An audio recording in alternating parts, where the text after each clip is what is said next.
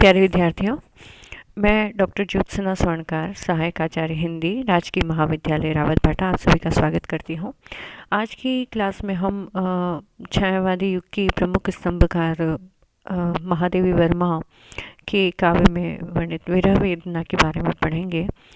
महादेवी वर्मा आप सभी ने नाम पहले भी सुना ही होगा। आप हिंदी के स्टूडेंट हैं तो स्वाभाविक है कि महादेवी वर्मा की बहुत सारी रचनाएं आपने पिछली कक्षाओं में पढ़ी होंगी। तो आज उनके काम में जो विरह वेदना है, जिनके कारण आज वो आधुनिक मीरा के नाम से जानी जाती हैं, उस वेदना के बारे में हम पढ़ेंगे। विरह प्रेम की कसौटी माना गया है और प्रेम सात्विकता अनुभूति से उपजा प्रेमी हृदय की सुकुमार भावना का अभिव्यक्ति स्वरूप है। विरह ही प्रणय का पूर्णता पर पहुंचाता है। विरह अनादिकाल से मनुष्य के अन्यान्य भावों की अपेक्षा उसके अधिक निकट रहा है, इसलिए इसे सहचर भी माना जाता है। कहने का अभिप्राय है कि विरह वेदना जो भाव है, यह अनादिकाल से मनुष्य के हृदय में विद्यमान एक ऐसा भाव है जो मानव हृदय के जन्म के साथ ही उसमें स्थायी भाव के रूप में रहता है। कबीर, सूरदास, तुलसीदास, विद्यापति, गणानंद, मैथिली शरण गुप्त प्रसाद पंत ने विरह को सात्विक एवं पवित्र प्रेम का प्रतीक बताया है। महादेवी वर्मा ने भी अपनी करुणा, वेदना, टीस, चुभन, पीड़ा को विरह के गीतों में संजोया है।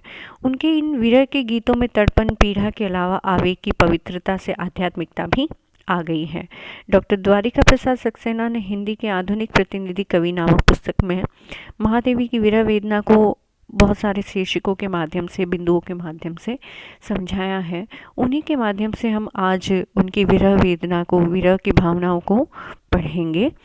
सबसे पहला जो बिंदु है वह है प्रेम वेदना की गहनता। यानी महादेवी वर्मा की जो काव्य में प्रेम की वेदना है वो कोई उथली या छिचली नहीं है, वो बड़ी गहन है, वो अनुभूति से उपजी हुई है। महादेवी वर्मा की करुणा, विरह वेदना प्रेम की गहरी वेदना से भरी हुई है। वह नैसर्गिक है, जिसमें सागर की अतुल गहराई विद्यमान है। वह एक दिन की उपज नहीं होकर जीवन में मिली हर उपेक्षा, तिरस्कार का परिणाम है। प्रणय की पीड़ा से अज्ञात प्रीतम के दर्शन कर लेने के कारण महादेवी उनमें शांति, सांत्वना, सुख की बजाय लंबी वेदना चाहती है। वह कहती है, मिलन का मत नाम लो, मैं वेदना में चीर हूँ। ये इसी बात का प्रमाण है।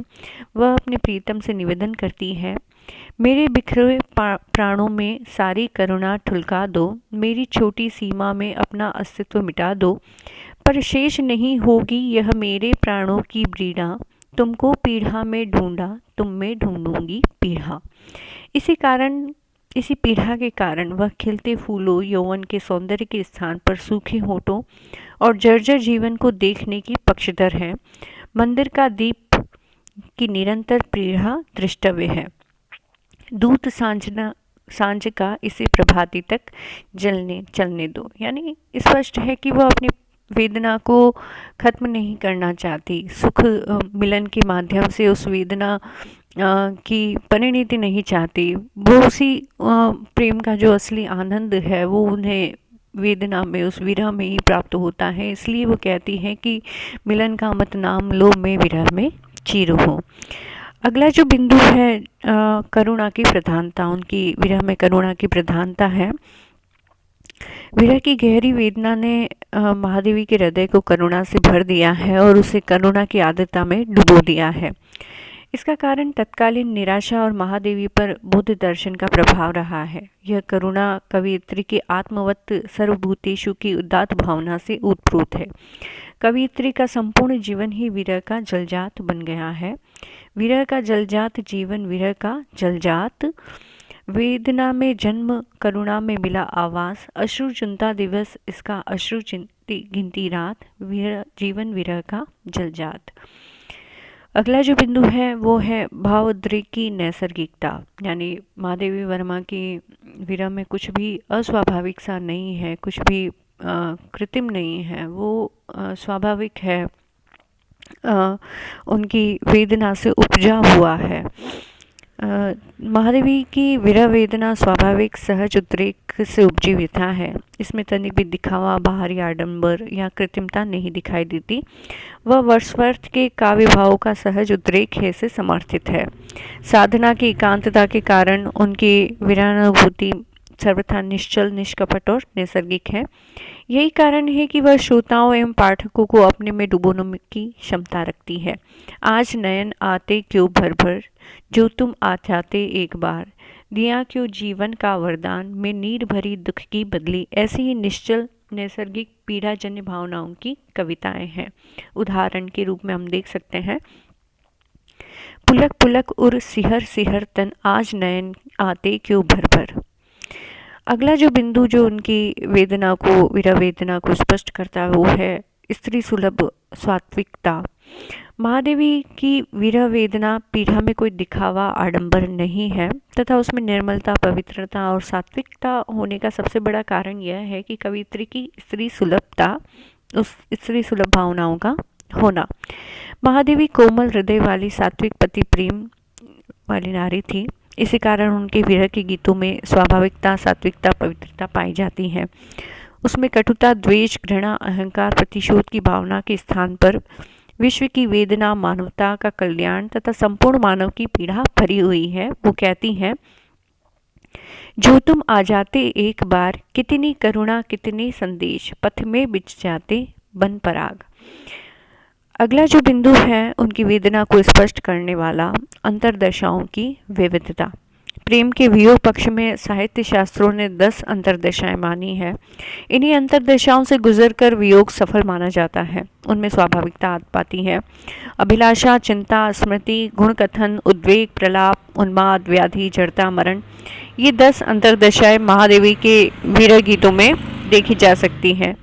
कहीं वह प्रिय दर्शन की अभिलाषा रखती है तो कहीं उसके अभाव में चिंता से प्रलाप करने लगती है। उसमें व्याधि, जड़ता, मरण तक आ जाता है। कहीं वह प्रिय का गुणगान करती है, कहीं उनकी स्मृति मात्र से आनंदित होती है। चिंता व उद्वेग का उदाहरण हम देखेंगे। किसमें देखूं सवारों कुंतल, अनुराग पुलकों का मलमल, स्वप्नों में आजू पलके चल, किस पर रीझूं किससे रूठूं, भर लो किस छवि से अंतरतम, टूट गया वह दर्पण निर्मम। अगला जो बिंदु है वह है विरह की आध्यात्मिकता। महादेवी मूलतः रहस्यवादी कवित्री रही हैं। उनके विरह गीतों में रहस्यवाद की जिज्ञासा की प्रधानता पाई जाती है। उनके रहस्यमय गीत लौकिक प्रणय, सुख दुख, करुणा में डुबो देने वाले हैं। डूबे होने पर भी उनमें अलौकिकता, आध्यात्मिकता पाई जाती है। लेकिन इस विरहजन्य आध्यात्मिकता में सर्वत्र परंपरागत रूढ़िगत धार्मिक भावना के स्थान पर नवीन भावमय यथार्थ देखने को मिलता है। क्या पूजन क्या अर्चन रे, मंदिर का दीप बीन भी हूँ, मैं तुम्हारी रागिनी भी हूँ, इसके प्रमाण है। लौकिक अलौकिक का सामंजस्य उनके विरह गीतों में देखा जा सकता है। उजियारी अवगुंठन में विधु ने रजनी को देखा, तब से मैं ढूंढ रही हूँ उनके चरणों की रेखा। भक्ति की तन्मयता। महादेवी के आध्यात्मिक करुणा में पूजा अर्चना, सर्वस्व न्यौछावर कर देने की भावना एक सच्ची भक्ति की भांति निहित है। जिस तरह से भक्त अपने भगवान की पूजा अर्चना, उनके श्रृंगार, पद प्रक्षालन, धूप दीप नैवेद्य करने के बाद करता है और उसमें आत्मा के आनंद के कारण नृत्य मुद्रा भी आ जाती है, उसी प्रकार महादेवी भी नश्वर जगत की पूजा अर्चना, श्रृंगार की अपेक्षा अपने प्रीतम के मन की तन्मयता के साथ आराधना करती है। क्या पूजन क्या अर्चन रे, मंदिर का दीप में महादेवी की भक्त तन्मयता दर्शनीय है। जैसे क्या पूजन क्या अर्चन रे, उस असीम का सुंदर मंदिर मेरा लघुतम जीवन रे, मेरी श्वासें करती रहती नित्य प्रिय का अभिनंदन रे। यानी वो बाहरी आडंबर को नहीं मानती, अपने जीवन को ही विरह का दीप मानती है। अगला जो बिंदु है वो है विरह व्यथा की अजस्रता, यानी लगातार। महादेवी की विरह व्यथा करुणा के प्राकृतिक झरने की भांति निरंतर झरती रहती है। वह अखंड रूप से नयनों के माध्यम से प्रभावित होती रहती है। उसमें आकाश की असीमता, सागर की गहराई, पृथ्वी की सहिष्णुता और झरने की अविरलता भरी हुई है। इसलिए वह शाश्वत रूप से प्रवाहमान है। ऐसा लगता है न तो कवियत्री विरह व्यथा से छुटकारा चाहती है और न ही करुणा उससे दूर जाना चाहती है। दोनों मिलकर आत्मा परमात्मा की भांति एक मेक हो गए हैं। तभी तो वह कहती है, मिलन का मत नाम लो, मैं विरह में चीर हूँ। मधुर मधुर मेरे दीपक जल, युग युग प्रतिदिन प्रतिक्षण प्रतिपल, प्रियतम का पथ आलोकित कर। अंततः कहा जा सकता है कि महादेवी वेदना, करुणा, विरह व्यथा की महारानी है, मधुर गायिका है। उनके विरह के गीतों में सात्विकता, स्त्री सुलभता, अजस्रता, भक्ति की तन्मयता, आध्यात्मिकता, नैसर्गिकता, विरह की अंतर्दशाएं, करुणा तथा प्रेम वेदना की गहराई पाई जाती है। इसी कारण उन्हें आधुनिक युग की मीरा कहा गया है। उम्मीद है आपको ये समझ में आ गया होगा। धन्यवाद।